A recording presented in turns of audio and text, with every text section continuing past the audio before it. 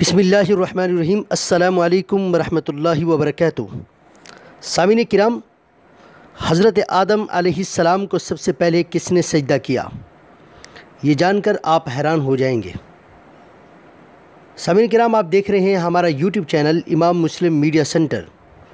اگر آپ نے ہمارے چینل کو ابھی تک سبسکرائب نہیں کیا تو ابھی سبسکرائب کریں اور بیل آئیکن کے بٹن کو ضرور دبائیں تاکہ ہماری ہر آنے والی نئی ویڈیو آپ تک بر وقت پہنچ سکے۔ سامعین کرام، حضرت آدم علیہ السلام کو سب سے پہلے حضرت جبرائیل علیہ السلام نے سجدہ کیا۔ دوسرے نمبر پر حضرت میکائیل علیہ السلام نے سجدہ کیا۔ تیسرے نمبر پر حضرت اسرافیل علیہ السلام نے سجدہ کیا۔ چوتھے نمبر پر حضرت عزرائیل علیہ السلام نے سجدہ کیا۔ ان چاروں کے بعد حضرت آدم علیہ السلام کو تمام ملائکہ نے سجدہ کیا۔